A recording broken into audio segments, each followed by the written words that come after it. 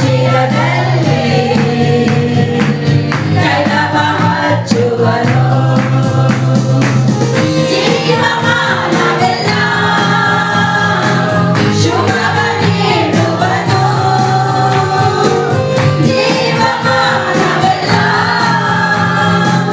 ಹೃದಯ ತೋರುವನು. ಹೃದಯ ತೋರುವನು. ದೇವರು ನಮಗೆ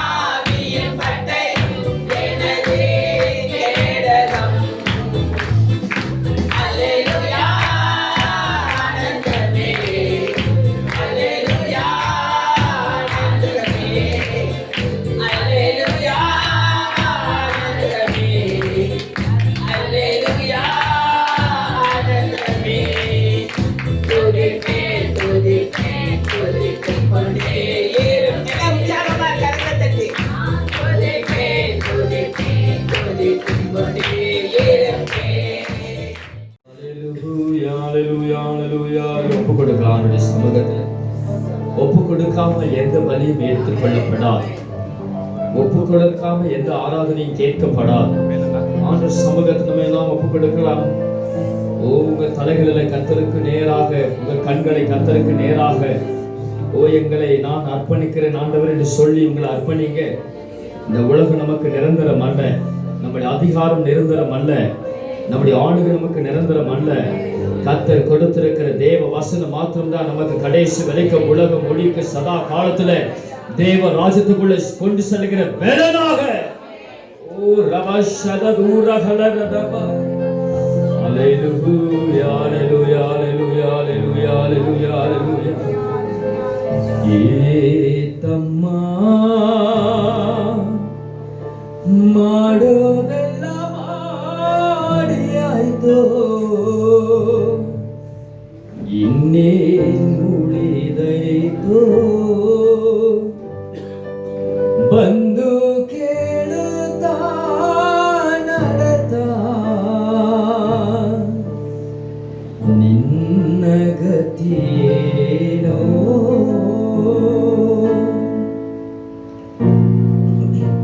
ಏನು ತಂದಿಲ್ಲ ಹುಟ್ಟುವಾಗಲೇ, ಒಯ್ಯೋದೇನಿಲ್ಲ ಸತ್ತು ಹೋಗುವಾಗಲೇ. ಏನು ತಂದಿಲ್ಲ ಹುಟ್ಟುವಾಗಲೇ, ಒಯ್ಯೋದೇನಿಲ್ಲ ಸತ್ತು ಹೋಗುವಾಗಲೇ. ಏನು ತಂದಿಲ್ಲ ಹುಟ್ಟುವಾಗಲೇ, ಒಯ್ಯೋದೇನಿಲ್ಲ ಸತ್ತು ಹೋಗುವಾಗಲೇ. ಏನು ತಂದಿಲ್ಲ ಹುಟ್ಟುವಾಗಲೇ, ಒಯ್ಯೋದೇನಿಲ್ಲ ಸತ್ತು ಹೋಗುವಾಗಲೇ. ಏನು ತಂದಿಲ್ಲ, ಏನೇನು ತಂದಿಲ್ಲ. ಮಣ್ಣಿಂದ ಬಂದಂತ ಮನುಷ್ಯನನ್ನು ರೂಪಿಸಿದ ಯೇಸು, ಪಾಪವೂ ಇಲ್ಲದ ಪ್ರತಿಯೊಂದು ಆತ್ಮವು ಮಾತ್ರ ದೇವ ರಾಜ್ಯಕ್ಕೆ ಹೋಗಲು ಸಾಧ್ಯವಿಲ್ಲ. ಗೌರಿಯಾದವರೇ,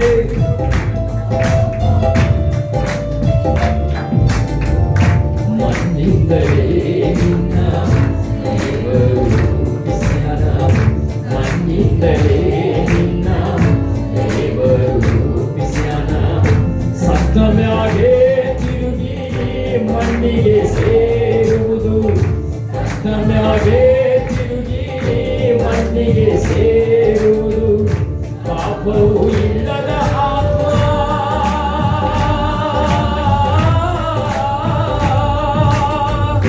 ಪಾಪವು ಇಲ್ಲದ ಆತ್ಮ ಸ್ವರ್ಗದಲ್ಲಿ ಸೇರುವುದು. ಏನು ತಂದಿಲ್ಲ ಹುಟ್ಟುವಾಗಲೇ, ಒಯ್ಯೋದೇನಿಲ್ಲ ಸತ್ತು ಹೋಗುವಾಗಲೇ. ಏನು ತಂದಿಲ್ಲ ಹುಟ್ಟುವಾಗಲೇ, ಒಯ್ಯೋದೇನಿಲ್ಲ ಸತ್ತು ಹೋಗುವಾಗಲೇ. ಏನು ತಂದಿಲ್ಲ. ಕೈಯ ತಟ್ಟಿ, ಈ ಲೋಕ ನಮಗೆ ಒಂದೇ ಸಲ ಮಾತ್ರ ಜೀವಂತವಾಗಿರೋದಕ್ಕೆ ಸಾಧ್ಯ. ತಿರ್ಗಾ ಆ ಒಂದು ಜೀವನ ನಮಗೆ ಸಿಕ್ಕೋದಿಲ್ಲ. ಬಾಳುವಾಗ ಹೆಮ್ಮೆತನ, ನಾನು ಅನ್ನೋ ಗೌರವ, ನಾನು ಅನ್ನೋದು ಬಾಳೋದಕ್ಕೆ ಯಾಕೆ? ದೇವರಿಗೆ ನಮ್ಮನ್ನ ಬಿಟ್ಟುಕೊಟ್ಟು, ದೇವರಿಗೆ ನಮ್ಮನ್ನು ಅರ್ಪಿಸಿ, ಆತನೊಬ್ಬನೇ ದೇವರ ಮುಂದೆ ಅರಿತು ನಮ್ಮನ್ನ ತಗ್ಗಿಸುವಾಗ ಆತನು ನಾವು ಹೆಚ್ಚಿಸಲ್ಪಡುತ್ತದೆ. ನಮ್ಮನ್ನು ನಾವು ಬಿಟ್ಟುಕೊಡೋದಲ್ಲೇ ಆತನೊಬ್ಬನೇ ರಾಜನು, ಆತನೊಬ್ಬನೇ ನಮ್ಮನ್ನು ಆಶೀರ್ವದಿಸುವನು. ಆತನು ಯಾರು ಕೈ ಬಿಟ್ಟು ನಮ್ಮನ್ನ ಕೈ ಬಿಡದ ಆತನು ಅಂತಾನೆ. ಯೇಸುವೇ,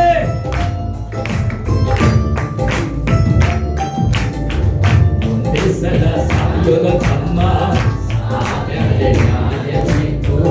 ಒಂದೇ ಸಲ ಸಾಯೋದ ತಮ್ಮ, ಆಮೇಲೆ ನ್ಯಾಯ ತೀರ್ಪು. ಮನುಷ್ಯನ ಆಯುಷ್ಕಾಲ ಹೆಚ್ಚಾದರೆ 80 ವರ್ಷ, ಮನುಷ್ಯನ ಆಯುಷ್ಕಾಲ ಹೆಚ್ಚಾದರೆ 80 ವರ್ಷ. ಅರಳಿದ ಹೂವಿನಂತೆ,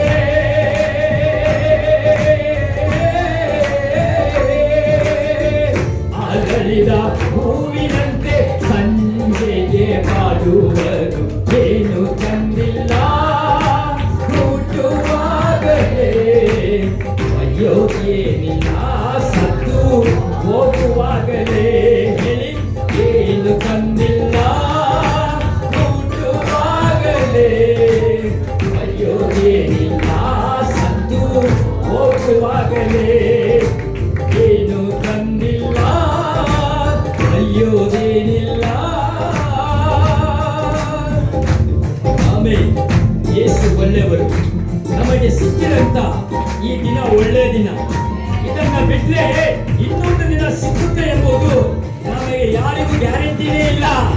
ನಾನು ಅನ್ನೋದನ್ನ ಬಿಟ್ಟು ಆತನೇ ಎಂಬುದನ್ನ ಬಾಳಿ, ಆತನೇ ಸರ್ವಶಕ್ತನು. ಗ್ಲೋರಿ ಗ್ಲೋರಿ ಗ್ಲೋರಿ ಯೇಸುವೆ. ಈ ದಿನವೇ ಒಳ್ಳೆ ಸಮಯ, ಆತನೇ ಸಿಕ್ಕೋದಿಲ್ಲ. ಈ ದಿನವೇ ಒಳ್ಳೆ ಸಮಯ, ಆತನೇ ಸಿಕ್ಕೋದಿಲ್ಲ. ನಾಳೆ ನಾಳೆ ಅಂದ್ರೆ ನಿನಗೇನು ಗೊತ್ತೇ ಇಲ್ಲ. ನಾಳೆ ನಾಳೆ ಅಂದ್ರೆ ಮೋಸ ಹೋಗ್ತೀಯೋ ತಮ್ಮ. ಯೇಸುವ ನಂಬದಿದ್ರೆ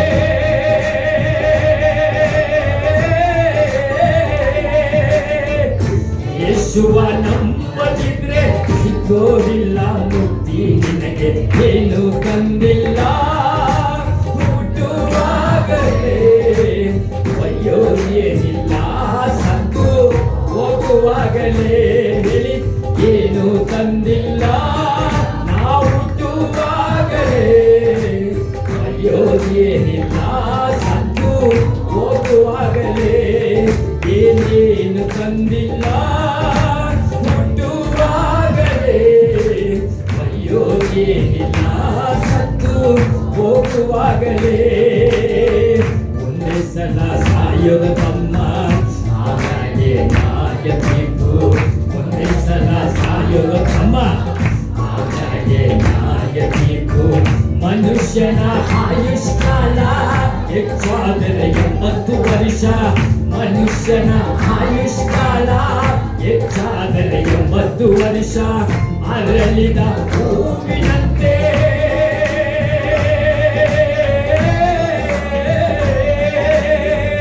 ಅರಳಿದ ಹೂವಿನಂತೆ ಸಂಜೆಗೆ ಬರುವುದು. ಏನು ತಂದಿಲ್ಲ ನಾವು ಹುಟ್ಟುವಾಗಲೇ ಅಯ್ಯೋ ಏನಿಲ್ಲ ಸತ್ತು ಹೋಗುವಾಗಲೇ. ಏನು ತಂದಿಲ್ಲ ನಾವು ಹುಟ್ಟುವಾಗ ಯಾವುದು ಹೊತ್ಕೊಂಡು ಬಂದಿದ್ದಾರೆ. ಆಮೇಲೆ ಹೋಗುವಾಗಲೇ ಏನೇನು ತಂದಿಲ್ಲ ಬೈಯೋದೇನಿಲ್ಲ. ಕೈಯ ಶಬ್ದದಿಂದ ತಟ್ಟಿ, ಆತನೊಬ್ಬನೇ ನನ್ನ ರಾಜನು, ಆತನೊಬ್ಬನೇ ನನ್ನ ಅರಸನು, ಆತನೊಬ್ಬನೇ ನನ್ನ ನಡೆಸುವ ಸರ್ವಶಕ್ತನು. Hallelujah hallelujah. ಈ ದಿನವೇ ಒಳ್ಳೆ ಸಮಯ, ಆಮ್ಯಾಗೆ ಸಿಕ್ಕೋದಿಲ್ಲ. ನಾಳೆ ನಾಳೆ ಅಂದ್ರೆ ನಿನಗೇನೋ ಗೊತ್ತೇ ಇಲ್ಲ. ಆಮೇಲೆ ಹಲ್ಲೆಲೂಯಾ.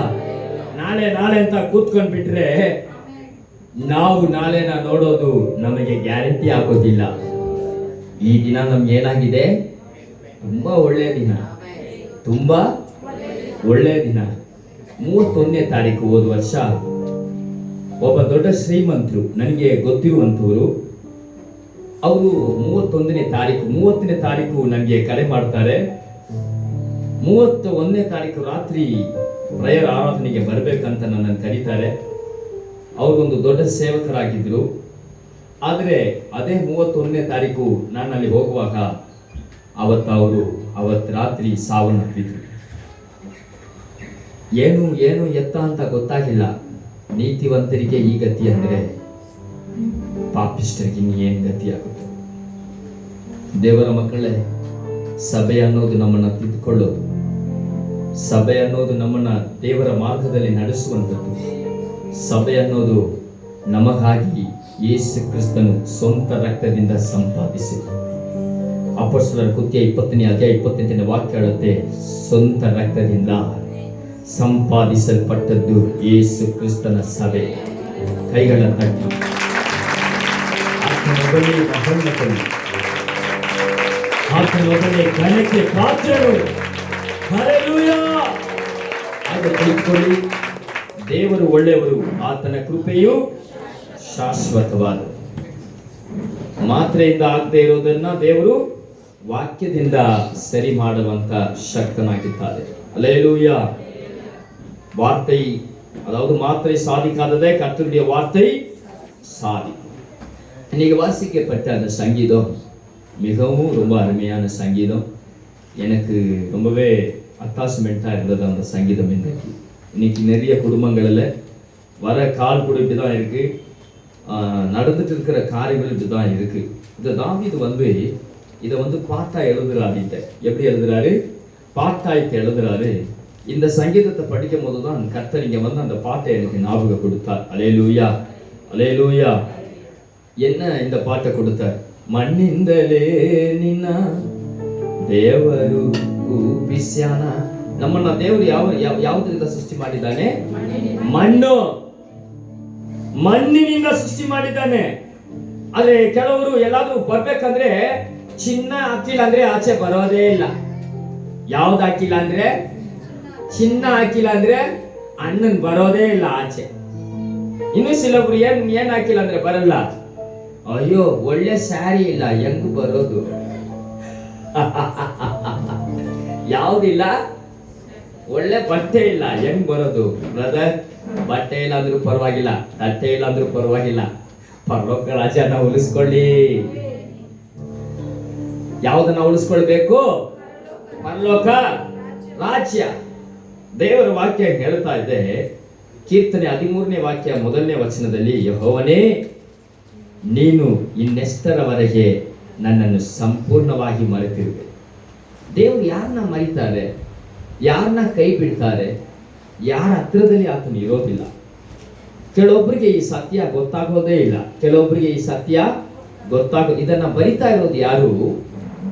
ಕುರಿಗಾಹಿಯಾದಂತ ದಾವೀದನು ಈ ಒಂದು ಗಾಯನ, ಈ ಒಂದು ಹಾಡನ್ನ ಬರಿತಾ ಇದ್ದಾರೆ. ಯಾರ ದಾವೀದನು? ಆತನ ರಾಜನಾಗಿರುವಾಗ ಬರಿತಾ ಇರೋದೇ ಕೀರ್ತನೆ ಪುಸ್ತಕ. ಯಾವ ರೀತಿಯಾಗಿರುವಾಗ? ರಾಜನಾಗಿರುವಾಗ ತನ್ನ ಆ ಒಂದು ರೂಮಲ್ಲಿ, ತನ್ನ ಬೆಡ್ರೂಮ್ ಅಲ್ಲಿ, ತನ್ನದೇ ಆದಂತ ಆ ಒಂದು ಜಾಗದಲ್ಲಿ ಕುಳಿತುಕೊಂಡು ಬರ್ತಿದ್ದಂತ ಹಾಡುಗಳೇ ದಾವೀದನು. ಯಾರು ಇಲ್ಲದೆ ಇರೋ ಸಮಯದಲ್ಲಿ ಆತನ ಯಾವ ಕಷ್ಟ ಇದ್ದಿರ್ಬೋದು, ಆ ಸಮಯದಲ್ಲಿ ಏನೇ ಇಲ್ಲ. ಆದ್ರೆ ದಾವೀದನಿಗೆ ಹೇಳ್ತಾ ಇದ್ದಾರೆ, ದೇವರೇ, ಇನ್ನು ಎಷ್ಟರವರೆಗೆ ನಿನ್ನನ್ನ ಮರೆತಿರುವಪ್ಪ? ಎಷ್ಟರವರೆಗೆ ನನ್ನ ನೀನು? ದಾವೀದನಿಗೆ ಗೊತ್ತು, ಈ ಲೋಕದ ಅಧಿಕಾರಗಳು ಹಣದಲ್ಲಿಲ್ಲ, ಐಶ್ವರ್ಯದಲ್ಲಿಲ್ಲ. ಈ ಲೋಕದ ಅಧಿಕಾರಗಳು ಓದಿದಿರುವಂತ, ನಾನು ಕಲೆಕ್ಟರ್ ಆದೆ, ನಾನು ಲಾಯರ್ ಆದೆ, ನಾನು ಮನೆ ಕಟ್ಟಿದ್ದೀನಿ, ನಾನು ಜಮೀನು ಇಸ್ಕೊಂಡಿದ್ದೀನಿ, ನಾನು ಯಾರು ಗೊತ್ತಾ? ನಾನು ಎಂತವನು ಗೊತ್ತಾ? ನನ್ಗೇನ್ ಮರ್ಯಾದೆ ಇದೆ ನಿಮ್ಗೆ ಗೊತ್ತಾ? ಮರ್ಯಾದೆಯಿಂದ ಆಗೋದಿಲ್ಲ. ದಾವೀದನಿಗೆ ಗೊತ್ತು, ನಾನು ರಾಜನಾಗಿದ್ರು ಆ ಮರ್ಯಾದೆಯಿಂದ ಯಾವುದು ನನಗೆ ಸಿಕ್ಕೋದಿಲ್ಲ, ದೇವರ ರಾಜ್ಯ ನನಗೆ ಸಿಕ್ಕೋದಿಲ್ಲ. ಅದಕ್ಕೆ ದಾವೀದನಿಗೆ ಹೇಳ್ತಾ ಇದ್ದಾರೆ, ಯೆಹೋವನೇ, ಇನ್ನು ಎಷ್ಟರವರೆಗೆ ನನ್ನನ್ನು ನೀನು ಸಂಪೂರ್ಣವಾಗಿ ಮರೆತಿರುವಿ? ಇನ್ನೆಲ್ಲಿಯ ತನಕ ನನಗೆ ವಿಮುಖನಾಗಿರು? ಯಾಕೆ ನೀನು ಸುಮ್ಮನೆ ಇದ್ದೀಯ? ಎಷ್ಟುವರೆಗೆ ನನ್ನ ಹತ್ರ ನೀನು ಸುಮ್ಮನೆ ಇರ್ತೀಯ? ಎಷ್ಟುವರೆಗೂ ನನ್ನ ಹತ್ರ ನೀನು ಸುಮ್ಮನೆ ಇರ್ತೀಯ? ಎಸ್, ಆತನು ಸುಮ್ಮನೆ ಇರ್ತಾನೆ. ಆದರೆ ವಿಮೋಚನಾ ಕಾಂಡ 3ನೇ ಅಧ್ಯಾಯ ಗಮನಿಸಿ ನೋಡಿ. 400 ವರ್ಷದವರೆಗೂ ಇಸ್ರಾಯೇಲ್ ಜನರ ಮಾತಿಗೆ ಕಿವಿ ಕೊಡದೆ ಆತನು ಸುಮ್ಮನೆ ಇದ್ದ. ಎಷ್ಟು ವರ್ಷವರೆಗೂ? ಏನ್ ಗೊತ್ತು, ಸ್ವಲ್ಪನ ಮನಸಾಕ್ಷಿ ಅನ್ನೋದೇ ಇಲ್ವಾ? ನಾವು ಅದೆಲ್ಲ ನೋಡಿ ಕೇಳಕ್ಕೆ, ಏನ್ ದೇವರು 400 ವರ್ಷ ಇಸ್ರಾಯೇಲ್ ಜನರನ್ನ ಕೈ ಬಿಟ್ಬಿಟ್ರಲ್ಲ. ಛೇ, 1-2 ವರ್ಷ, ಒಂದು ದಿನಕ್ಕೆ ತಾಳಕ್ಕಾಗ್ತಾ ಇಲ್ಲ. ಎಷ್ಟು ದಿನಕ್ಕೆ? 1 ದಿನಕ್ಕೆ, 2 ದಿನಕ್ಕೆ ತಾಳಕ್ಕಾಗ್ತಾ ಇಲ್ಲ. ಏನ್ ದೇವ್ರೆ, ಯಾವಾಗ ಡಿಸ್ಚಾರ್ಜ್ ಮಾಡ್ತೀಯಾ? ಯಾವಾಗ ಆಪರೇಷನ್ ರೆಡಿ ಮಾಡ್ತೀಯಾ? ಯಾವಾಗ ನಾನು ಪಾಸ್ ಆಗೋದು? 2 ವರ್ಷ ನಾನು ಎಕ್ಸಾಮ್ ಬರೀತಾನೆ ಇದ್ದಾನೆ, ಆದ್ರೆ ಇದುವರೆಗೂ ಪಾಸ್ ಆಗಿದ್ದೇ ಇಲ್ಲ. ಹಲ್ಲೆಲೂಯಾ. ಯಾವಾಗ ಉದ್ಧಾರ ಆಗೋದು? ದೇವರಿದ್ದಾರ? ಸಭೆಗೆ ಹೋಗೋದು ಬರೋದು ಆಯ್ತು, ನನ್ನ ರಕ್ಷಣೆ ಒಂದು 5 ವರ್ಷ ಆಯ್ತು, 20 ವರ್ಷ ಆಯ್ತು. ಯಾವಾಗ ಉದ್ಧಾರ ಮಾಡ್ತಾರೆ ದೇವರು? ದಾವೀದನು ಹೇಳ್ತಾ ಇದ್ದಾರೆ, ರಾಜನಾಗಿನು ದೇವರೇ ಯಾಕೆ ವಿಮೋಚಕನಾಗಿದ್ದೀಯಾ, ಯಾಕೆ ವಿಮೋಚಕನಾಗಿದ್ದೀಯಾ? ವಿಮೋಚನಾ ಕಾಂಡದಲ್ಲಿ ಮೋಸ ಇದನ್ನ ಬರೀತಾ ಇದ್ದಾರೆ. ಇಸ್ರಾಯೇಲರನ್ನು ಕಂಗಾಲಿಸುವಂತ ದೇವರು, ಅವರು ತೂಕಡಿಸುವುದು ಇಲ್ಲ, ನಿದ್ರಿಸುವುದು ಇಲ್ಲ. ಆ ತರ ಇರುವಂತ ದೇವರು ಯಾವುದಕ್ಕಾಗಿ ಇಸ್ರಾಯೇಲ್ ಜನರ ಶಬ್ದವನ್ನು ಕೇಳಲಿಲ್ಲ 400 ವರ್ಷ? ಎಲ್ಲ ಚೆನ್ನಾಗಿದೆ, ಬಾಯಿ ಒಂದು ಚೆನ್ನಾಗಿಲ್ಲ. ಹೆಂಗ್ ಚೆನ್ನಾಗಿದೆ? ಮುಖ ಎಲ್ಲ ಚೆನ್ನಾಗಿದೆ, ಈ ಬಾಯಿ ಒಂದು ಏನಿಲ್ಲ. ಬಾಯಿ ಒಂದು ಚೆನ್ನಾಗಿದ್ದಿದ್ರೆ ದೇವರು ಬಿಡುಗಡೆನ ಅವಾಗಲೇ ಕೊಡ್ತಾ ಇದ್ರು. ಯಾವಾಗ? ಅವಾಗಲೇ ಬಿಡುಗಡೆ ಆಗ್ತಾ ಇತ್ತು. ಬಿಡುಗಡೆ ಆಗದೆ ಇರೋದಕ್ಕೆ ಕಾರಣರು ನನ್ನನ್ನು ವಿರೋಧಿಸುವ ದುಷ್ಟರಲ್ಲ, ನನ್ನ ಮುಂದೆಗೆ ಇರುವಂತ ಜನರಲ್ಲ, ದುರಾತ್ಮಗಳ ಸೇನೆ ಮಾತ್ರವಲ್ಲ. ಆ ಸೇನೆ ನನ್ನ ಹತ್ರ ಬರೋದಕ್ಕೆ ಕಾರಣ ಯಾರು? ನನ್ನ ಯವಾಯಿ. எல்லாம் நல்லா இருக்கு, வாய் ஒன்று தான் என்ன இல்லை, வாய் தான் நல்லா இல்லை. ஆமாவா இல்லையா? நீங்க சொல்றதெல்லாம் பார்த்தா நீங்களும் அனுபவிச்சே ஆமான்ற மாதிரியே இருக்கு. அல்லேலூயா. ஆமா. சரி, இதனால கூட அழகான அந்த வசனம் பாருங்க. ஆனால் தாவீது 400 வருஷத்துக்கு அப்புறம் தான் மோசையோடு கூட அந்த ஒரேபு மலைக்கு மேல, அவர் சீனாய் மலைக்கு மேல அவர் பேசுறார். என்னன்னு, என் ஜனங்களுடைய சத்தத்தை நான் கேட்டேன், அவருடைய கூக்குரலை நான் கேட்டேன், அவர் கண்ணீரை நான் பார்த்தேன், அவருடைய கண்ணீரை பார்த்தேன், அவருடைய கோலாட்டம்னு நான் கேளதே. அதை நீங்க வாசிச்சிருக்கிறீங்களா? எவ்வளவு அழகா இருக்கும்ல. அவரை ஏன்னா நான் கேளுத்தினி. சில நேரத்துல சந்தோஷமா கொதிக்கிற ஜபத்தை ஆண்டவர் கேட்பாரான்றதை விட துக்கத்தோட ஜெபிக்கிற அந்த ஜபத்தை கர்த்தர் சீக்கிரமா கேட்பார். ஆனா எல்லா துக்க ஜபமும் கேட்கப்படாது. நீதிமானுடைய துக்க ஜபம் மாத்திரம்தான் கேட்கப்படும். எந்த ஜபம்? நீதிமானுடைய ஜபம். எது நீதி, எது நீதி இல்லை, அப்படி அந்த சில சத்தியங்களை இன்றைக்கு வேதாகமத்தில் நம்ம பார்க்கிறோம். ನಮ್ಮ ಜಬನ್ ಕೇಳಪಟ್ಟಿತ್ತು இருக்கா இல்லையா? ನನ್ನ ಪ್ರಾರ್ಥನೆ ಕೇಳಲ್ಪಡ್ತಾ ಇದೆಯಾ ಇಲ್ವಾ? ನನ್ನ ಪ್ರಾರ್ಥನೆನ ಕೇಳುವಂಥವರು ನನ್ನ ಪಕ್ಕದಲ್ಲಿದ್ದಾರಾ ಇಲ್ಲ ದೂರದಲ್ಲಿದ್ದಾರೆ? 400 ವರ್ಷ ಇಸ್ರಾಯೇಲ್ ಜನರನ್ನ ಶಬ್ದನ ಕೇಳದೆ ಇರೋರು ನನ್ನ ಶಬ್ದನ ಕೇಳ್ತಾರಾ? ಕೇಳಕ್ಕೆ ನಾನು ಸರಿಯಾಗಿದ್ದೀನ? ಈ ಹಾಡು ತುಂಬಾ ಚೆನ್ನಾಗಿತ್ತಲ್ಲ. ಒಂದೇ ಸಲ ಸಾಯೋದೋ ತಮ್ಮ, ಆಮ್ಯಾಗೆ ನ್ಯಾಯ ತೀರ್ಪು, ಮನುಷ್ಯನ ಆಯುಷ್ಕಾಲ ಹೆಚ್ಚಾದರೆ 80 ವರ್ಷ, ಅರಳಿದ ಹೂವಿನಂತೆ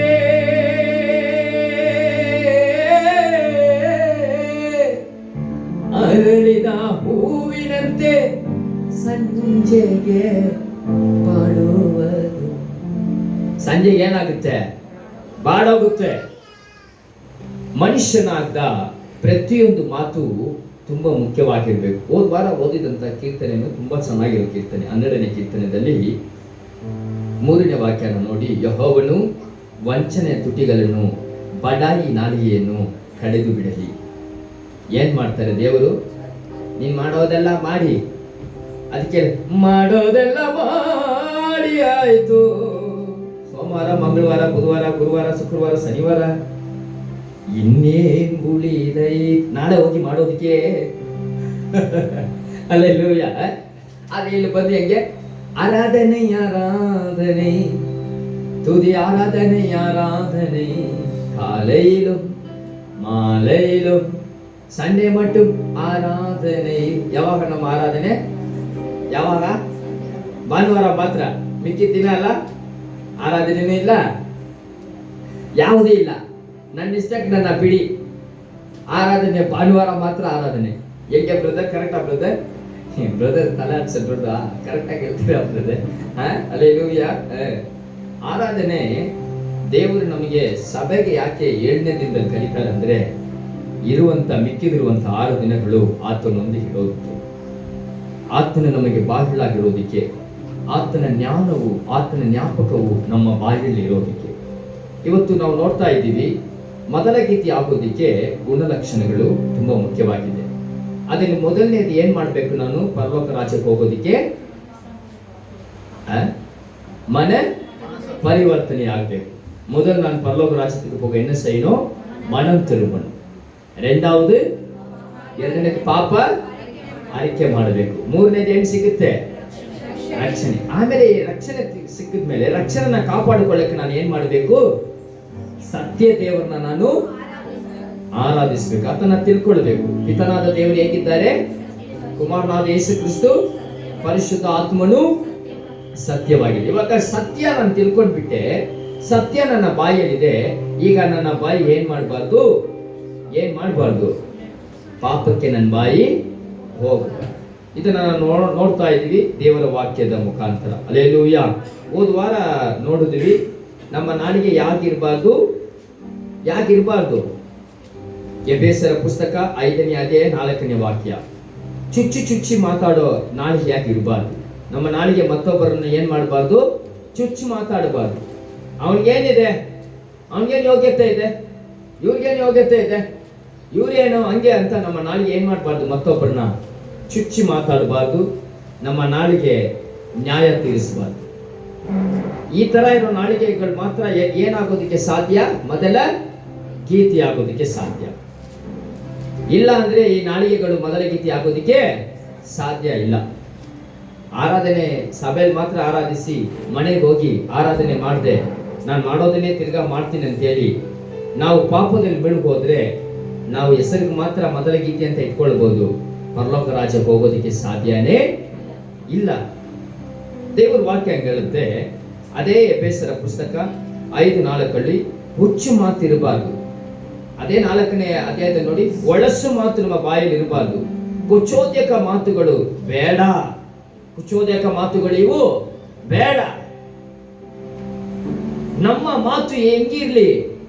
ಪರಿಶುದ್ಧವಾಗಿರ್ಬೇಕು. ಯಾಕಂದ್ರೆ ಈ ನಾಲಿಗೆಯಲ್ಲಿ ಬರುವ ಶಬ್ದದಿಂದಲೇ ಆತನು ಇಳಿದು ಬರುವುದು. ಯಾವ ಶಬ್ದದಿಂದ ಆತನು ಇಳಿದು ಬರ್ತಾರೆ? ಮುಖ್ಯವಾಗಿ ನಮ್ಮ ನಾಲಿಗೆಯಿಂದ ಹೊರಡುವ ಶಬ್ದದಿಂದಲೇ ಎಷ್ಟೋ ಮಿಲಿಯನ್ ದೂರದಲ್ಲಿ 7 ಆಕಾಶಗಳ ಮೇಲೆ ಇರುವ ಪರಲೋಕದಲ್ಲಿರುವಂತಹ ದೇವರಾತ್ಮನು ಕೆಳಗಿಳಿದು ಬರುತ್ತಾನೆ. ಯಾವುದರ ಶಬ್ದದಿಂದ? ನಮ್ಮ ನಾಲಿಗೆ. ಏರೋಪ್ಲೇನಲ್ಲಿ ಹೋದ್ರೆ ನಿಮ್ಮ ಮಮ್ಮಿ ಇಲ್ಲಿ ಇರ್ತಾರೆ ಭೂಮಿಯಲ್ಲಿ, ನಾವು ಜೀವಂತವಾಗಿದ್ದೀವಿ, ಮಮ್ಮಿನೂ ಜೀವಂತವಾಗಿದ್ದಾರೆ. ಮಮ್ಮಿ ಬಾಯ್ ಮಮ್ಮಿ ಅಂತ ಹೇಳಿದ್ರೆ ಅಲ್ಲಿ ಕೇಳುತ್ತಾ? ಮಮ್ಮಿದು ಮಾತು ಕೇಳದೆ ಇರ್ಬೋದು, ಆದರೆ ಪರಿಶುದ್ಧವಂತ ನೀತಿವಂತನ ಮಾತು ಪರಲೋಕ ರಾಜ್ಯಕ್ಕೆ ಹೋಗಿ ಸೇರುತ್ತೆ. ಮಿಲಿಯನ್ ದೂರ. ಒಂದು ರಾಕೆಟ್ ಹೋಗೋದಕ್ಕೆ ಎಷ್ಟು ವರ್ಷ ಆಗುತ್ತೆ ಗೊತ್ತಾ? ಒಂದು ರಾಕೆಟ್ ಹೋಗೋದಕ್ಕೆ ಒಂದು ಸೂರ್ಯನ ಹತ್ರ ಹೋಗ್ಬೇಕಂದ್ರೆ, ಒಂದು ಚಂದ್ರನ ಹತ್ರ ಹೋಗ್ಬೇಕಂದ್ರೆ, ಆದ್ರೆ ದೇವರು ನಮಗೆ ಸೆಕೆಂಡಲ್ಲಿ ಪರಿಶುದ್ಧವಂತನ ಪ್ರಾರ್ಥನೆಯನ್ನು ಕೇಳುವಂತವರಾಗಿದ್ದಾರೆ. ಅದಕ್ಕೆ ನಾನು ದೇವರನ್ನ ತಿಳ್ಕೊಂಡಾಯ್ತು. ಈಗ ನಾನು ಯಾವುದನ್ನ ಕಾಪಾಡಿಕೊಳ್ಬೇಕು? ನಾಲಿಗೆನ ಕಾಪಾಡಿಕೊಳ್ಬೇಕು. ಕೆಲವೊಬ್ರು ನಾಲಿಗೆನ ಕಾಪಾಡೋದನ್ನ ಬಿಟ್ಟು ಅಧಿಕಾರನ ಕಾಪಾಡ್ಕೊಳ್ತಾರೆ, ಹಣನ ಕಾಪಾಡ್ಕೊಳ್ತಾರೆ, ಸಂಪಾದನೆನ, ಸೊತ್ತನ್ನ ನಂದು ಸೊತ್ತು, ನಂದು ಮನೆ, ನಂದು ಚೇರು, ನಂದು ಎಲ್ಲ ನಂದು. ನಿಂದು ಅನ್ನೋದು ಹೋದ್ಮೇಲೆ ಗೊತ್ತಾಗುತ್ತೆ. ಅವನೊಬ್ಬ ಹೇಳ್ತಾ ಇರ್ತಾನೆ, ಅದು ಮೂಗಲನ್ನು ಕೊಂಚ ಕಳ್ಟಿ, என்னத்த கழட்டணுமா? அந்த செயினை கழட்டு, அந்த கால் செயினை கழட்டுப்பா. எதுவுமே என்ன பண்ணக்கூடாதா? கையில கட்டி வச்சுக்கிறா. எவனும் கை கட்டெல்லாம் கட்டிடுங்க. ஏன் அந்த அம்மா கையில எதுனா வச்சு நின்றுச்சுனா? ஐயா அவர் யாருன்னா கையில எதுனா வச்சு நின்றாருன்னா சாகும்போது எதுவுமே கொண்டு போகவே முடியாது. அதனால தேவன் சொல்கிற உங்க நாவை என்ன பண்ணுங்க? காத்து கொள்ளுங்க. உங்க நாவு தேவ ராஜ்யத்துக்குள்ளே போகிற வாசலாகிய நாவு. என்ன நாவு அது? எப்பேற்பட்ட நாவு? வாசலாகிய நாவு. சங்கீதம் 15ஆம் அதிகாரம் 3ஆம் வசனம் சொல்லுது, யாரನ್ನು நிந்திಸದವರು ಆಗಿರಬೇಕು. யாருமே என்ன பண்ணக்கூடாது? துக்கப்படுத்தக்கூடாது. யாருமே என்ன பண்ணக்கூடாது? துக்கப்படுத்தக்கூடாது, அவமானப்படுத்தக்கூடாது. இன்னைக்கு நிறைய பேரை அவமானப்படுத்துறதே போச்சு, நிறைய பேரை துக்கப்படுத்துறதே ஆச்சு. நான் தான் எல்லாம், கர்த்தர் தான் எல்லாம். யார் எல்லாம்? கர்த்தர் தான். அவரிடத்துல கேட்கணும், அவரிடத்துல விசாரிக்கணும். ஆண்டவர் சொல்கிறாரு, உங்க குடும்ப வாழ்க்கையில எப்படிதான் இருந்துக்கங்க. தேவ ஊழியங்கள்ல, தேவ சபைகள்ல, தேவனுடைய ஊழியத்தை நடத்துகிறதுல கர்த்தர் சொல்கிறதுக்கு கீழ்ப்படிங்க. கர்த்தர் என்றைக்கும் மாறாதவர். அவர் ஜீவனுள்ள தேவனாய் சபைக்குள்ளே வாசம் பண்ணுகிறார். எங்க வாசம் பண்றாரு? ஆமா, 1 தீமோத்தி 13:5 இது கர்த்தருடைய வீடு. யாருடைய வீடு? இந்த கர்த்தருடைய வீட்டுக்குள்ள இருக்கிற நான் என் நாவை எப்படி வச்சிட்டு வரணும்? எப்படி இருக்கணும்? ನನ್ನ ನಾಲಿಗೆ ಹೇಗಿರಬೇಕು? ಇದು ಯಾರ ಮನೆ? ಕರ್ತರ ಮನೆ.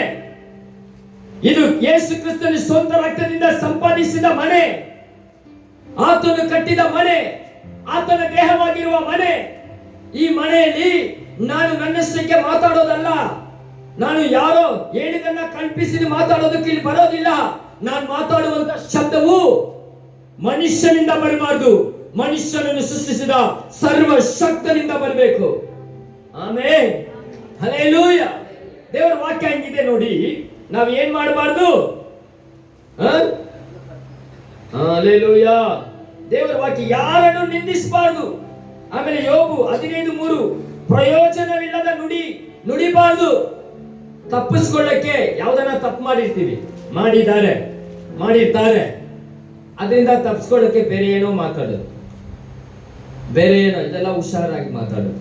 ಇವ್ರು ಅವ್ರ ಮೇಲೆ ಹೇಳೋದು, ಇವ್ರ ಮೇಲೆ ಹೇಳೋದು, ಇದೆಲ್ಲ ಮಾತಾಡಿದ್ರೆ ಏನಾಗೋದಿಲ್ಲ? ಪರಲೋಕ ರಾಜ್ಯಕ್ಕೆ ಹೋಗಲಿಕ್ಕೆ ಮೊದಲ ಗೀತೆ ಆಗೋದಕ್ಕೆ ಸಾಧ್ಯನೇ ಇಲ್ಲ. ಸುಮ್ಮನೆ ಹೇಳ್ಕೊಳ್ಬೇಕಷ್ಟೇ. ಕೀರ್ತನೆ 120:2-3 ಹೇಳುತ್ತೆ, ಸುಳ್ಳಿನ ಬಾಯಿ, ವಂಚಿಸುವ ನಾಲಿಗೆ. ಸುಳ್ಳು ಬಾಯಿ ಇದ್ರೆ ಹೆಂಗೆ ದೇವರ ರಾಜ್ಯಕ್ಕೆ ಹೋಗಕ್ಕೆ ಸಾಧ್ಯ? ಇಲ್ಲಿ ಬೇಕಾದ್ರೆ ಏಮಾರಿಸಿ ಮೇಲೆ ಬಂದ್ಬಿಡ್ಬೋದು, ಇಲ್ಲಿ ಏಮಾರಿಸಿ ಚರ್ಚಿಗೆ ಬರ್ಬೋದು, ಇಲ್ಲಿ ಏಮಾರಿಸಿ ಅಧಿಕಾರಗಳು ತಕ್ಕೊಳ್ಬೋದು. ಆದ್ರೆ ಪರಲೋಕ ರಾಜ್ಯಕ್ಕೆ ಹೋಗೋದಕ್ಕೆ ಆಗೋದಿಲ್ಲ. ಆ ಬಾಗಿಲು ಮುಚ್ಚಲ್ಪಡುತ್ತೆ.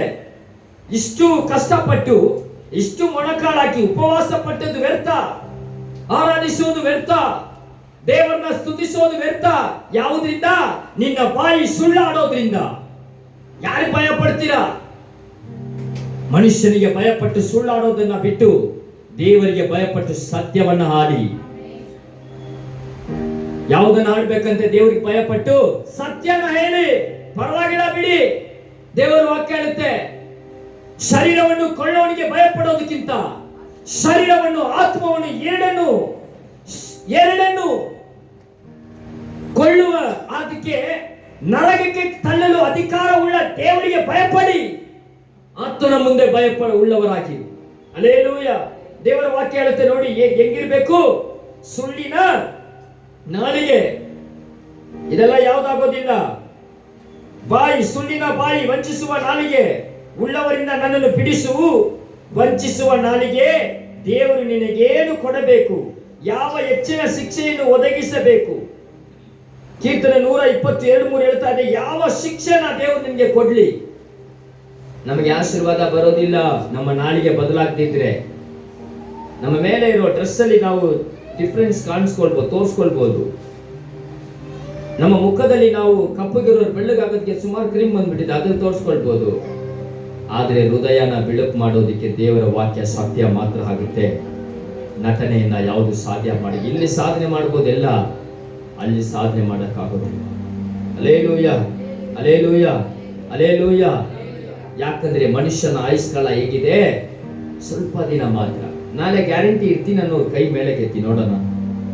ನಾಳೆ ನಾನು ಜೀವಂತವಾಗಿರ್ತೀನಿ ಒಬ್ಬರಿಂದ ಹೇಳಕ್ ಸಾಧ್ಯನಾ? ಇಲ್ಲ. ಯಾಕಂದ್ರೆ ಪ್ರತಿದಿನ ಆತನ ಕೈಯಲ್ಲಿ. ಆದ್ರಿಂದ ನಮ್ಮಲ್ಲಿರುವಂತ ಕಹಿಯಾದ ಮಾತುಗಳನ್ನ, ನಿಂದಿಸೋದನ್ನ ನಮ್ಮ ನಾಲಿಗೆ ಏನ್ ಮಾಡಬಾರ್ದು? ಮಾತಾಡಬಾರ್ದು. ಏನ್ ಮಾಡಬಾರ್ದು? ಮಾತಾಡಬಾರ್ದು. ನೋಡಿ, ಅದಕ್ಕೆ ಕೀರ್ತನೆಗಾರ ಇದರಲ್ಲಿ ಬರೀತಾರೆ, ಎಷ್ಟರವರೆಗೆ ನನ್ನ ಸಂಪೂರ್ಣವಾಗಿ, ಕೀರ್ತನೆ 13ನೇ ಅಧ್ಯಾಯದಲ್ಲಿ, ಎಷ್ಟರವಾಗಿ ನೀನು ಇನ್ನೆಷ್ಟರವರೆಗೆ ನನ್ನನ್ನು ಸಂಪೂರ್ಣವಾಗಿ ಮರೆತಿರುವೆ, ಇನ್ನೆಲ್ಲಿಯ ತನಕ ನನಗೆ ವಿಮುಖನಾಗಿರುವೆ.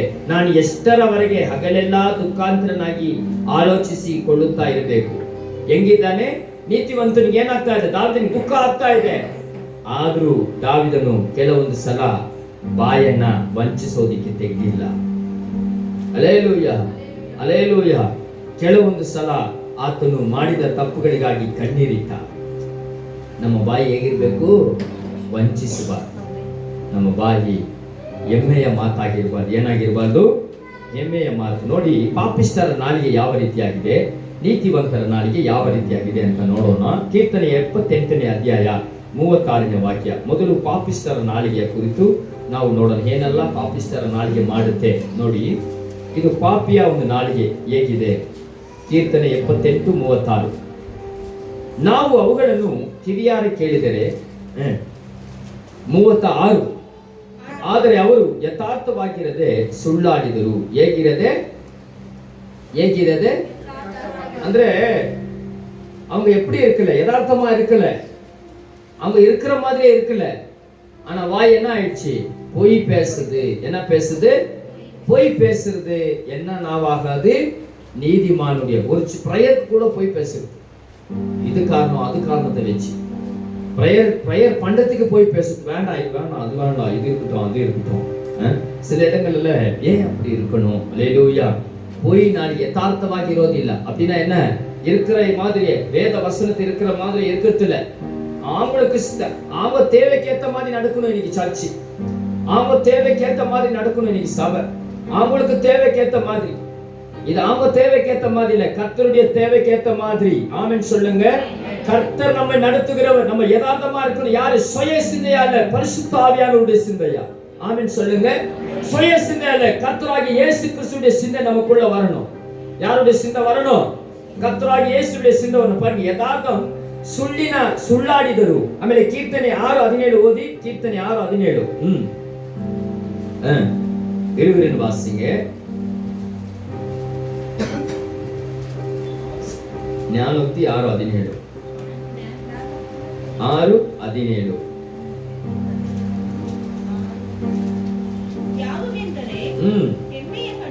எம்மைய கண்ணு நல்லா புரிஞ்சுக்கங்க. இன்னைக்கு யாராருன்னு ஈஸியா கண்டுபிடிச்சிடலாம். ரொம்ப பெருமையா இருப்பாங்க. நான் யார் தெரியுமா? யாருன்னா உங்ககிட்ட சொன்னாங்கன்னு வச்சுக்கோங்க, நல்லா தெரிஞ்சுக்கங்க. அவரை பார்த்து இந்த வாய் ரொம்ப பொய் பேசும். சில அதிகாரிகள் நீங்க பார்த்துருப்பீங்க. எலெக்ஷனுக்கு வரும்போது, நான் யார் தெரியல, யாருடைய பையன் தெரியல, நிச்சயமா நான் என்ன பண்ணிடுவேன், நான் பண்ணிருக்கிறேன். பெருமை, ಹೆಮ್ಮೆಯ ಮಾತು.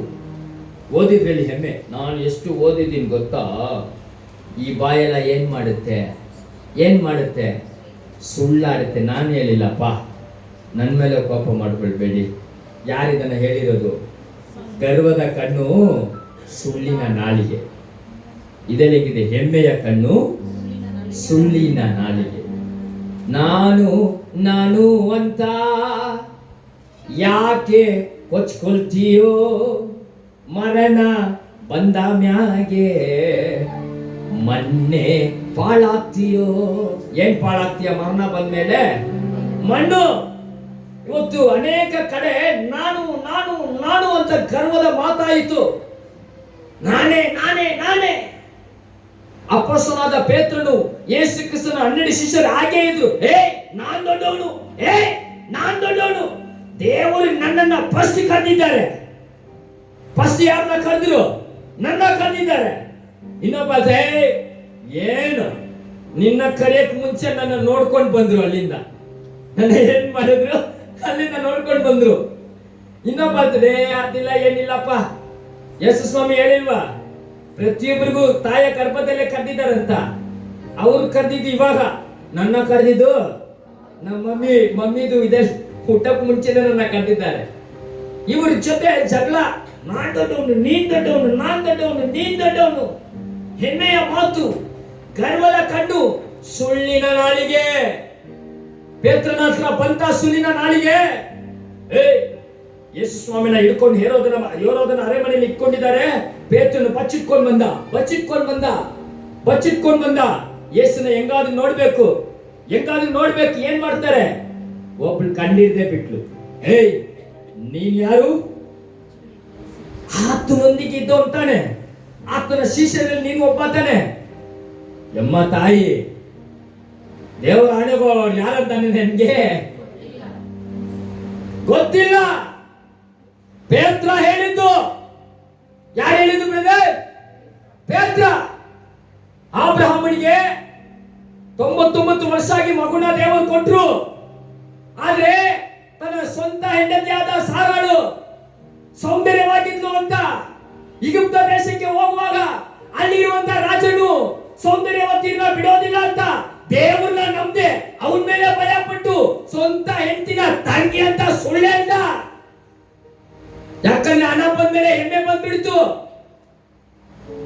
ನೋಡಿದ್ದಲ್ಲ ದೇವರು ಕೊಟ್ಬಿಟ್ರು. ಸುಳ್ಳಿನ ನಾಲಿಗೆ. ನಾನು ನಾನು ಅಂತ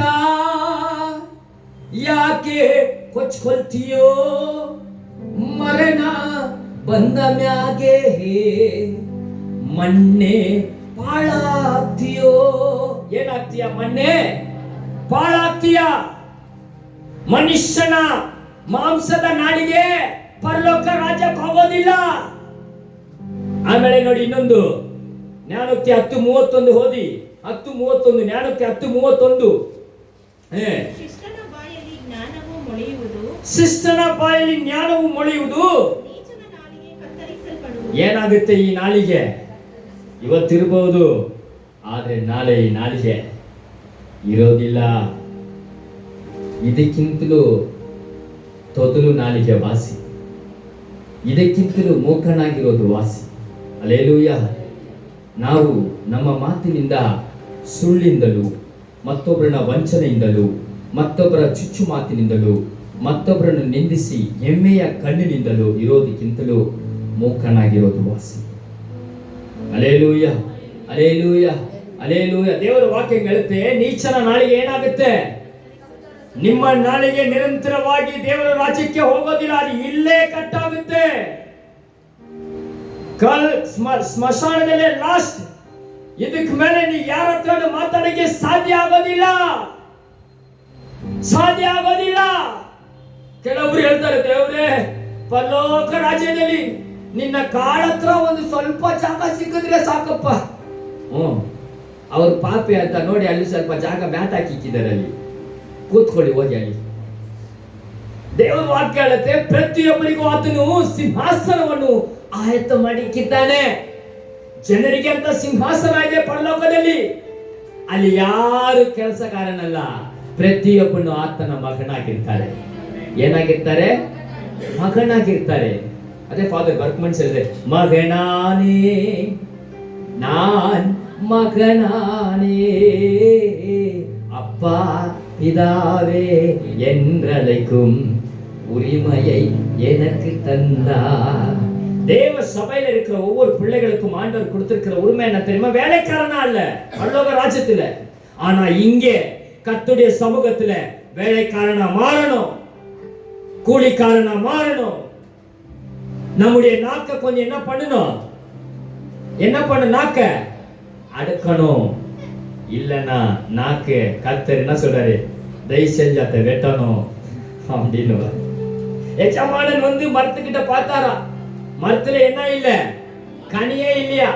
எஜமானன் சொன்னார, தோட்டக்காரனை கூப்பிட்டு, என்னப்பா நீ பண்ணி வச்சிருக்கிற வேலை? இவ்வளவு பெரிய மரம் இருக்குது, ஒரு கனி இல்லையா இதுல? வெட்டு. என்னன்னா வெட்டு.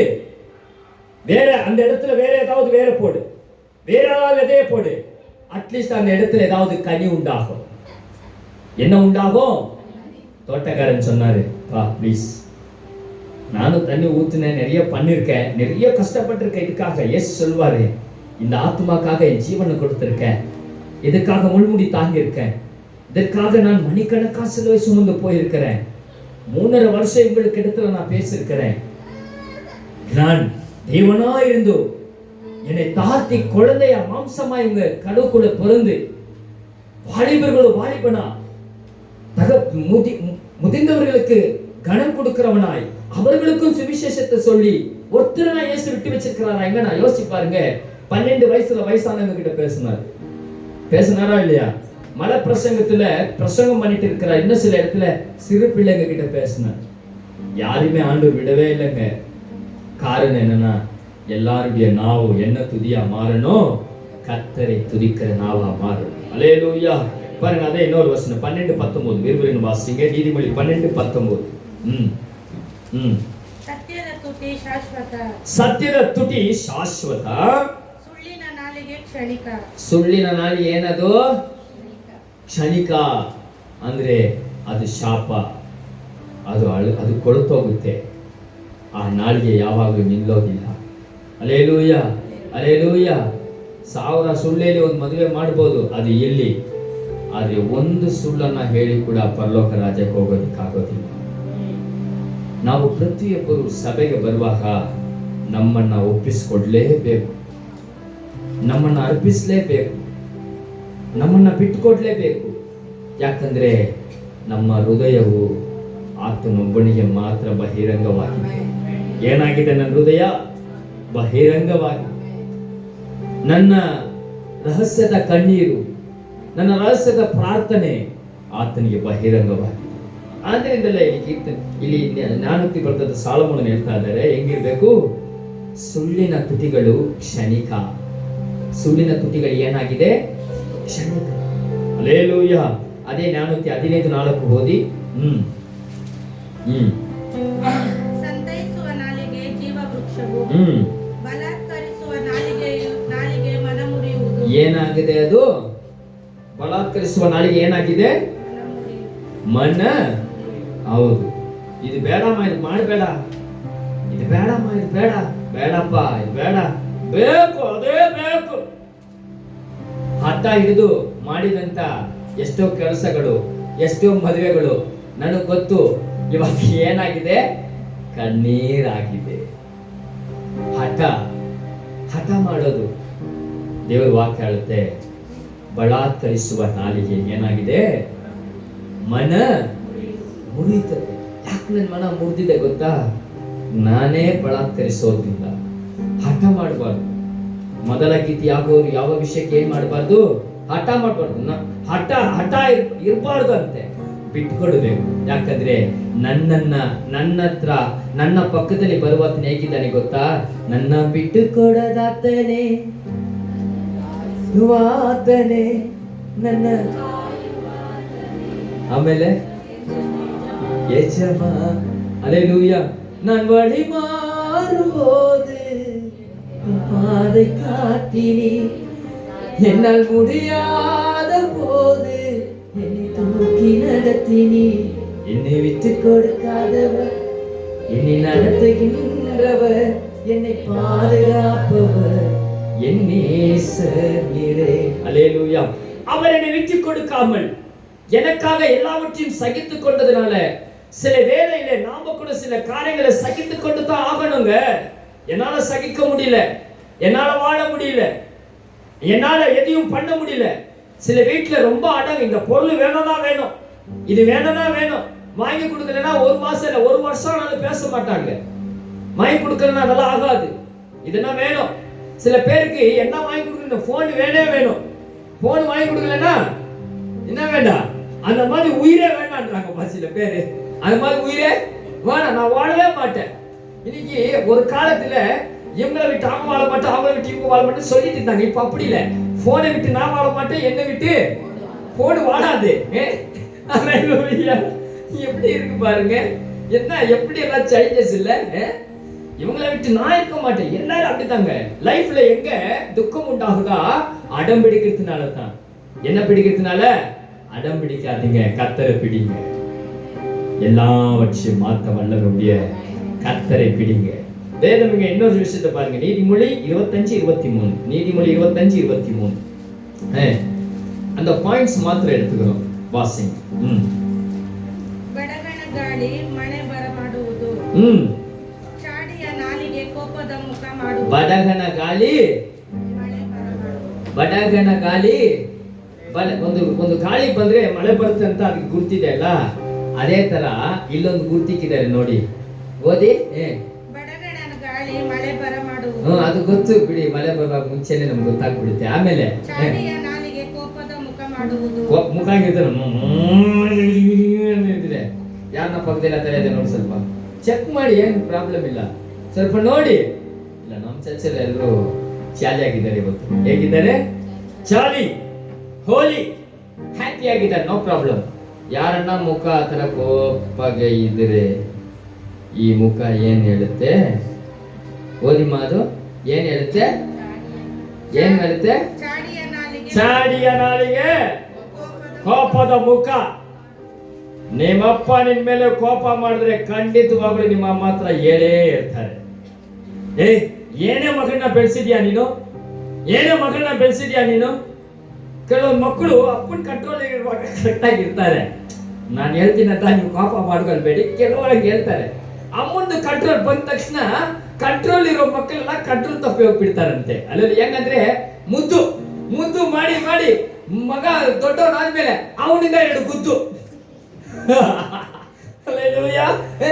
ಮಗನಿಗೆ ಮುದ್ದು ಮಾಡಿ ಅವ್ನು ದೊಡ್ಡವನಾದ್ಮೇಲೆ ಅವನಿಂದ ನಾವು ತಿನ್ನೋದು ಗುದ್ದು. ಏನ್ ನಮ್ಮಮ್ಮ ಮೇಲೆ ಕೈ ಮಾಡ್ತೀಯ? ಅಮ್ಮ ತುಂಬಾ ಹುಷಾರು, ಅಪ್ಪ ಹೊಡಿತಾರೆ ಅಂತ ಹೇಳಿ ಮಗನ್ನ ಮುದ್ದು ಮಾಡಿ ಹೋದು ಅಪ್ಪನಿಗೆ ಆಪೋಸಿಟ್ ಆಗಿಬಿಡೋದು. ಆ ಥರ ಎಲ್ಲ ಇದೆ.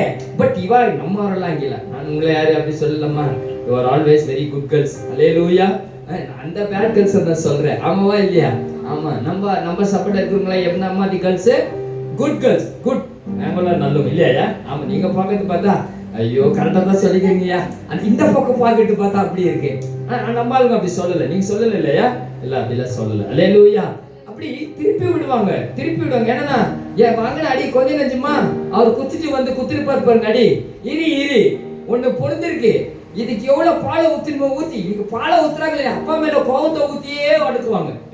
உங்க அப்பா அப்படி பண்ணா, உங்க அப்பா சொல்றாங்க அந்த மாதிரி. ஹalleluya. நம்ம சில இடங்கள்ல ஆனா வேதம் சொல்லுது எப்படி இருக்குதா அந்த நாவு? கோப முகம் சாடி நாக்கா மாறுகிறது.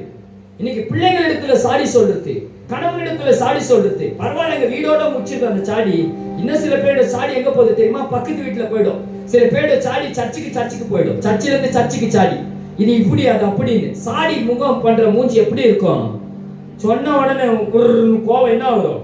அதாவது நீதிமானுக்கு கோபம் வரும். ஆனா அவன் தன் உள்ளே வைத்து கர்த்தருக்கு ஸ்தோத்திரம் பண்ணி அதை விட்டு விட பழகி கொள்வான். ஹalleluya. இப்ப வெறும் பாவியுடைய நாக்கை தான் பார்த்துட்டு இருக்கிறோம். பாவியுடைய நாக்கு எப்படி எல்லாம் இருக்கு. யாருன்னா கோபமா இருந்தா பாத்துக்கோங்க. உங்க வீட்டுல யாராவது கோபமா இருந்தாங்கன்னா நல்லா தெரிஞ்சுக்கோங்க. இது எங்கேயோ போய் என்ன வைக்க போகுது நம்மளுக்கு? ஃபெட்டிங்கு. ஹalleluya. எங்கேயோ நமக்கு மேல போய் சாடி சொல்ல போறாங்க. அந்த மாதிரி எல்லாம் நீங்க தெரிஞ்சுக்கோங்க. எங்க பெரியவங்க சொல்லுவாங்க, ரொம்ப கோமாக்குற ஃபர்ஸ்ட் அவனை சமாதானப்படுத்து, இல்லைன்னா போய் போலீஸ்க்கு கம்ப்ளைண்ட் கொடுத்துரும். என்ன கொடுத்துரும்? கம்ப்ளைண்ட். ஹalleluya. நம்ம கம்ப்ளைண்ட் இல்லை, நமக்காக ஒருத்தர் கம்ப்ளைண்ட் ஆகி நமக்காக ஒருத்தர் பாடுபட்டு நமக்காக அடிக்கப்பட்ட ஒருத்தர் இருக்கிறார். ஹalleluya. சரி, ஓகே. இப்போ நீதிமானுடைய நாக்கு எப்படி இருக்குதுன்னு விறுவிறுன்னு பார்க்கிறோம். சங்கீதம் 37:30 வாசிங்க. நீதிமான்களுடைய நாக்கு எப்படி இருக்கும் வாசிங்க. சங்கீதம் 37:30. ನೀತಿವಂತನ ಬಾಯಿಯು ಜ್ಞಾನವನ್ನು ನುಡಿಯುತ್ತದೆ. ಏನ ನುಡಿಯುತ್ತದೆ? ಯಾವಾಗಲೂ ಅದು ಕೆಟ್ಟದನ್ನ ಹೇಳೋದಿಲ್ಲ. ನೀತಿವಂತನ ನಾಲಿಗೆ ಮಾತಾಡುವಾಗ ಒಬ್ಬರಿಗೆ ಕೋಪ ಎಬ್ಸೋದಿಲ್ಲ. ನೀತಿವಂತನ ನಾಲಿಗೆ ಜ್ಞಾನವನ್ನು ನುಡಿಸುತ್ತದೆ. ಹಲ್ಲೆಲೂಯಾ. ನೀತಿವಂತನ ನಾಲಿಗೆ ಹೇಗಿರುತ್ತೆ? ಒಳ್ಳೆಯದನ್ನ ಮಾತ್ರ ಹೇಳುತ್ತೆ. ನೀತಿವಂತನ ನಾಲಿಗೆ ಒಬ್ಬರಿಗೆ ಬೆಳೆಯೋದಿಕ್ಕೆ ಹೇಳ್ಕೊಡುತ್ತೆ, ಒಬ್ಬರನ್ನ ತಳ್ಳೋದಿಕ್ಕೆ ಪ್ಲಾನ್ ಮಾಡೋದಿಲ್ಲ. ನೀತಿವಂತನ ನಾಲಿಗೆ ಹೇಗಿರುತ್ತೆ? ಒಬ್ಬರನ್ನ ಬೆಳೆಯೋದಿಕ್ಕೆ ಹೇಳ್ಕೊಡುತ್ತೆ. ನೀತಿವಂತನ ನಾಲಿಗೆ ಒಬ್ಬನಿಗೆ ಹೇಗೆ ಬದುಕೋದಂತ ತೋರಿಸ್ಕೊಡುತ್ತೆ. ನೀತಿವಂತನ ನಾಲಿಗೆ ಹೇಗೆ ಸಂಪಾದನೆ ಮಾಡೋದಂತ ತೋರಿಸ್ಕೊಡುತ್ತೆ. ನೀತಿವಂತನ ನಾಲಿಗೆ ಒಬ್ಬರನ್ನ ಕೆಳಗಡೆ ತಳ್ಳೋದಿಲ್ಲ. ಸುಜ್ಞಾನವನ್ನು ಅಂದ್ರೆ ಬಾಳೋದಿಕ್ಕೆ ಬೆಳಕನ್ನು, ಬಾಳೋದಿಕ್ಕೆ ಬಾಗಿಲನ್ನ ತೋರಿಸ್ಕೊಡುತ್ತೆ. ಹೋಗಿ ಈ ದಾರಿಯಲ್ಲಿ ಹೋಗು, ನೀನ್ ಚೆನ್ನಾಗಿರ್ತೀಯ, ನೀನೇನಿಗಿರ್ತೀಯ? ಚೆನ್ನಾಗಿರ್ತೀಯ ಹೋಗಂತ ನೀತಿವಂತನ ನಾಲಿಗೆ ಸುಜ್ಞಾನವನ್ನು ಬೋಧಿಸುತ್ತದೆ. ಆಮೇಲೆ ಕೀರ್ತನೆ 39:1 ಓದಿ. ಕೀರ್ತನೆ 39:1. ನನ್ನ ನಾಲಿಗೆ ಪಾಪಕ್ಕೆ ಹೋಗದಂತೆ ನೋಡಿ, ನೀತಿವಂತನ ನಾಲಿಗೆ ಎಷ್ಟೇ ಕಷ್ಟ ಬಂದ್ರು ಅವನ ನಾಲಿಗೆಯನ್ನ ಏನ್ ಬರೋದಿಲ್ಲ? ಪಾಪ ಬರೋದಿಲ್ಲ. ಅವತ್ತು ಹೇಳ್ದಲ್ಲ ಒಂದು ವಾರ ಸಾಕ್ಷಿ, ಪೊಲೀಸು ನಮ್ಮ ಮಮ್ಮಿನ ಡ್ಯಾಮೇಜ್ ಮಾಡ್ದ, ನಮ್ಮ ಡ್ಯಾಡಿನ ಡ್ಯಾಮೇಜ್ ಮಾಡ್ದ, ಟೋಟಲ್ ಡ್ಯಾಮೇಜ್, ಫ್ಯಾಮಿಲಿನೇ ಡ್ಯಾಮೇಜ್ ಆಯ್ತಲ್ಲಿ. ಸಿಕ್ಕದು ಗಾಡಿ ಗ್ಯಾಸ್ ಹಾಗೆ ಟೋಟಲ್ ಫ್ಯಾಮಿಲಿ ಡ್ಯಾಮೇಜ್. ಹಲ್ಲೆಲೂಯಾ. ಯಾಕಂದ್ರೆ ಅವನ ನಾಲಿಗೆ ಯಾವ ನಾಲಿಗೆ? ಪಾಪದ ನಾಲಿಗೆ. ಆದ್ರೆ ಇಲ್ಲಿ ಹೇಳ್ತಾ ಇದೆ ಹೆಂಗಿದೆ ಇದು? ಓದಿ ಮತ್ತೆ ಅದು 39:1. ನನ್ನ ನಾಲಿಗೆ ಪಾಪಕ್ಕೆ ಹೋಗದಂತೆ ಕೋಪ ಬರುತ್ತೆ ಆದ್ರೂ ಬೇಡ, ಮಾತಾಡಬಾರ್ದು, ಬೇಡ, ಬರುತ್ತೆ ಬೇಡ. ಪಾಪಕ್ಕೆ ಹೋಗದಂತೆ ನನ್ನ ನಾಲಿಗೆನ ಜಾಗೃತಿಯಾಗಿ. Okay, no problem. ಸರಿ ಔಟ್, ಸರಿ ಆಗುತ್ತೆ, ಸರಿ ಪರವಾಗಿಲ್ಲ, ನಮಗೆ ಕಷ್ಟ ಆಗುತ್ತೆ. ಆದರೆ ಜ್ಞಾನಿಯು ತನ್ನ ಬಾಯನ್ನು ಮುಚ್ಚಿಕೊಂಡಿರೋದು ಒಳ್ಳೇದಾಗಿರುತ್ತೆ. ನೀನು ಜ್ಞಾನಿಯಾಗಿರ್ಬೇಕಾ? ನೀನು ಪರಿಶುದ್ಧನಾಗಿರ್ಬೇಕಾ? ಕೋಪ ಬರುವಾಗ ನಿನ್ನ ನಾಲಿಗೆ, ನಿನ್ನ ಬಾಯಿನ ತೆಗಿದೆ ಮುಚ್ಚಿಕೊಂಡು ಆತನಿಗೆ ನೀನು ಸಮರ್ಪಿಸುವ ಹೃದಯದಿಂದ ನೀನು ಮಾತಾಡೋದನ್ನು ಆತನು ಮಾತಾಡ್ತಾನೆ. ನೀನ್ ಮಾತಾಡಬೇಕಾಗಿರೋದನ್ನ ಆತನೇ ನಿನ್ನ ಪರವಾಗಿ ಮಾತಾಡ್ತಾನೆ. ಹಲ್ಲೆಲೂಯಾ. ಕೀರ್ತನೆ 126:2. ಜಲ್ದಿ 126:2 ಕೀರ್ತನೆ. ಆಗ ನಮ್ಮ ಬಾಯಿ ಬಲು ನಗೆಯಿಂದಲೂ ನಮ್ಮ ನಾಲಿಗೆ ಹೇಗಿರುತ್ತೆ? ನಮ್ಮ ನಾಲಿಗೆ, ನೀತಿವಂತನ ನಾಲಿಗೆ ಹೇಗಿರುತ್ತೆ? ಸಂತೋಷ, ಹ್ಯಾಪಿಯಾಗಿರುತ್ತೆ. ಆದ್ರೆ ಹರ್ಷಗೀತೆ ಇರುತ್ತೆ ಆ ಬಾಯಲ್ಲಿ. ಏನಿರುತ್ತೆ? ಯಾವಾಗಲೂ ವೇದನೆನ ಮಾತಾಡೋದಿಲ್ಲ. ವೇದನೆ ಬರುತ್ತೆ, ಸಂಕಟ ಬರುತ್ತೆ, ಎಲ್ಲ ಬರುತ್ತೆ, ಆದ್ರೂ ಕೂಡ ಹರ್ಷಗೀತೆ. ಆತನು ಕೊಟ್ಟನು, ಆತನು ತೆಗೆದುಕೊಡು. ಹರ್ಷಗೀತೆ, ನೋ ಪ್ರಾಬ್ಲಮ್. ನಾನು ಆರಾಧಿಸ್ತಾ ಇರೋದು ನಾಳೆ ಕೊಡ್ತೀನಿ, ನಾಳಿದ್ದು ಕೊಡ್ತೀನಿ ಅನ್ನೋ ಮನುಷ್ಯನಲ್ಲ, ಮನುಷ್ಯನ ಸೃಷ್ಟಿಸಿದ ಸರ್ವಶಕ್ತನಾದ ಯೇಸು ಕ್ರಿಸ್ತನನ್ನು ಆರಾಧಿಸೋದ್ರಿಂದ ನನ್ನ ನಾಲಿಗೆ ಚಿಂತೆ ಮಾಡೋದಿಲ್ಲ. ಏನ್ ಮಾಡೋದಿಲ್ಲ? ಚಿಂತೆ ಮಾಡೋದಿಲ್ಲ. ನನ್ನ ನಾಲಿಗೆ ನಾಳೆ ಬರುವ ರಿಪೋರ್ಟ್ಗಾಗಿ ಚಿಂತೆ ಮಾಡೋದಿಲ್ಲ. ನನ್ನ ನಾಲಿಗೆ ಬರುವಂತ ಸಂಬಳನ ನೆನೆಸ್ಕೊಂಡು ಚಿಂತೆ ಮಾಡೋದಿಲ್ಲ. ನನ್ನ ನಾಲಿಗೆ ದುಃಖದ ಸಮಯದಲ್ಲೂ ಹರ್ಷದ ಗೀತೆಯನ್ನು ಹಾಡುತ್ತದೆ. Hallelujah, hallelujah. ಹೇಗಿರುತ್ತೆ ನನ್ನ ನಾಲಿಗೆ? ಹೇಗೆ ಹಾಡುತ್ತದೆ?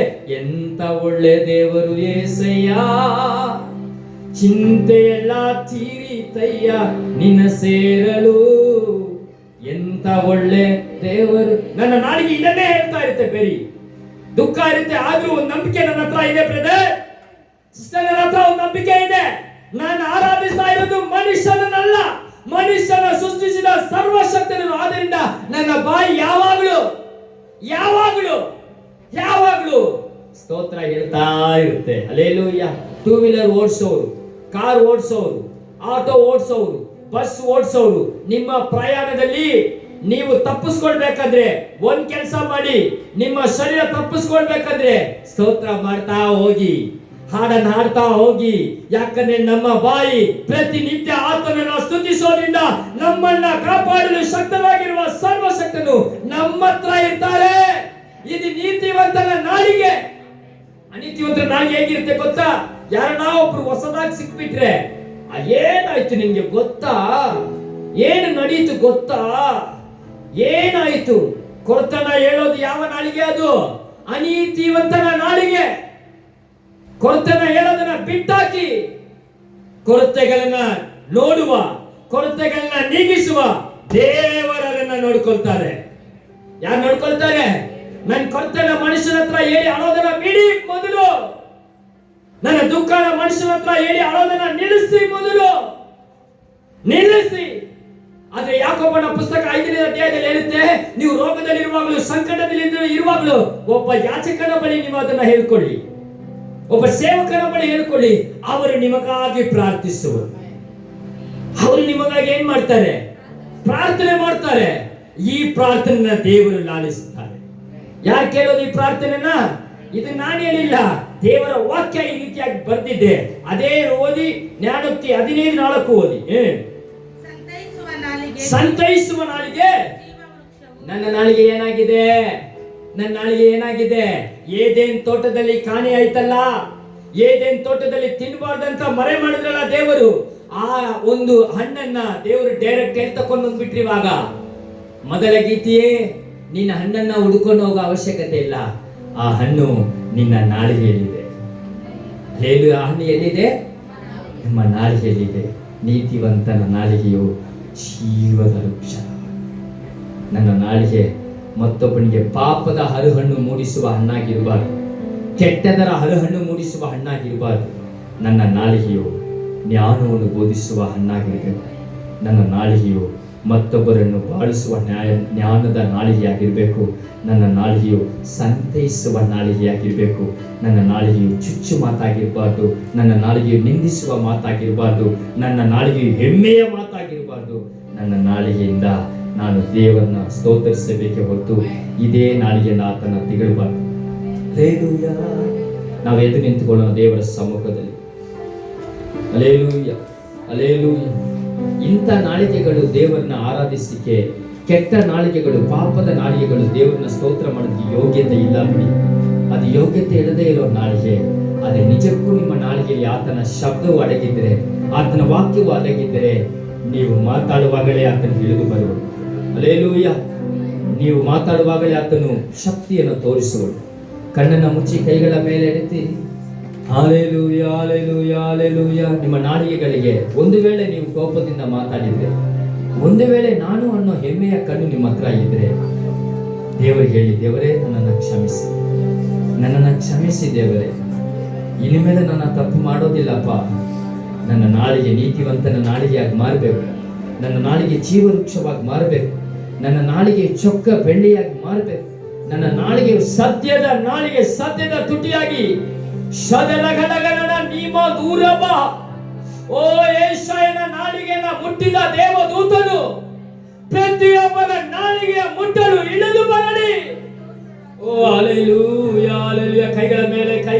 ಕೈಗಳ ಮೇಲೆ ಜೀವನದಿಯೇ ನೀನೇ ಆಗಿ ಇಳಿದು ಬಾ ಸ್ವಾಮಿ. ಬಾಯಾರಿದ ಸಕಲ ಜನಕ್ಕೆ ನೀಡಿಸೋ ಸ್ವಾಮಿ. ಜೀವನದಿಯೇ ನೀನೇ ಆಗಿ ಇಳಿದು ಬಾ ಸ್ವಾಮಿ. ಬಾಯಾರಿದ ಸಕಲ ಜನಕ್ಕೆ ನೀಡಿಸೋ ಸ್ವಾಮಿ. ದೇವಾದಿ ದೇವ ರಾಜಾದಿ ರಾಜ ಪರಮ ದಯಾಕರ. ದೇವಾದಿ ದೇವ ರಾಜಾದಿ ರಾಜ ಪರಮ ದಯಾಕರ. ಆದರಿಸು ಪರಾಮರಿಸು ಕೈ ಹಿಡಿದು ನಡೆಸು. ಆದರಿಸು ಪರಾಮರಿಸು ಕೈ ಹಿಡಿದು ನಡೆಸು. ಜೀವನದಿ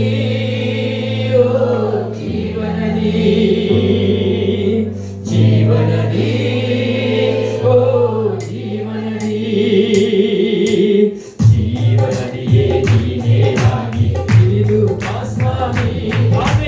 ಬಾಯಾರಿದ ಸಕಲ ಜನಕ್ಕೆ ನೀಡಿಸೋ ಸ್ವಾಮಿ. ಜೀವನದಿಯೇ ನೀನೇ ಆಗಿ ಇಳಿದು ಬಾ ಸ್ವಾಮಿ. ಬಾಯಾರಿದ ಸಕಲ ಜನಕ್ಕೆ ನೀಡಿಸೋ ಸ್ವಾಮಿ. ದೇವಾದಿ ದೇವ ರಾಜಾದಿ ರಾಜ ಪರಮ ದಯಾಕರ. ದೇವಾದಿ ದೇವ ಆದರಿಸು ಪರಾಮರಿಸು ಕೈ ಹಿಡಿದು ನಡೆಸು.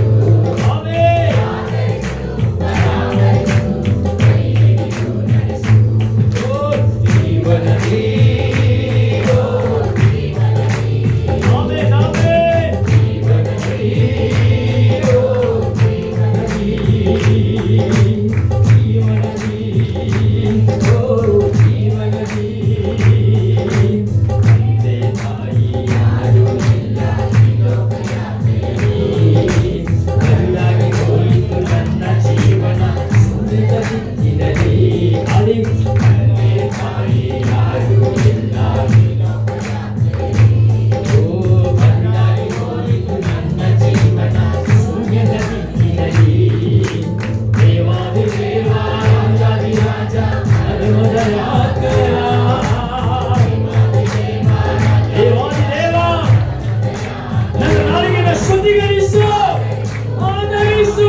ನನ್ನ ಕ್ಷಮಿಸು. ಆದರಿಸು ಪರಾಮರಿಸು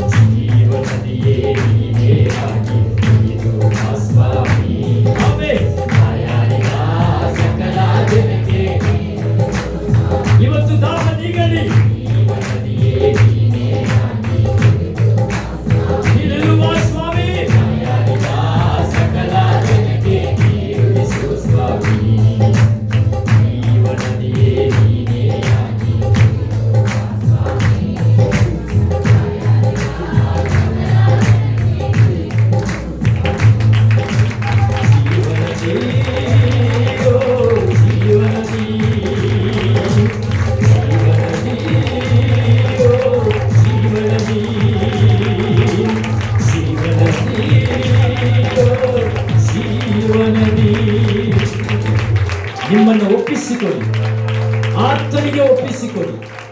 ಆತನು ನಿಮ್ಮ ಸಂಕಟಗಳನ್ನು ಬಾಧೆಗಳನ್ನು ಅರಿತವನಾಗಿರುವುದರಿಂದ ನಿಮ್ಮ ಮೇಲೆ ಮತ್ತೆ ಕನಿಕರವಿಡುವನು, ನಿಮ್ಮ ಮೇಲೆ ಮತ್ತೆ ದಯವಿಡುವನು. ಆತನೊಬ್ಬನೇ ನಿಮ್ಮನ್ನ ಉನ್ನತ ಸ್ಥಾನಕ್ಕೆ ತರಲು ಸಾಧ್ಯ. ಯೋಸೇಫನನ್ನು ನೀತಿವಂತನಾಗಿ ಮಾಡಿದ್ದು ಆತನು. ಮೋಸೆಯ ಕೈಯಿಂದ ಸಮುದ್ರವನ್ನು ಹಿಬ್ಬಾಯಿ ಮಾಡಿದ ಆತನು.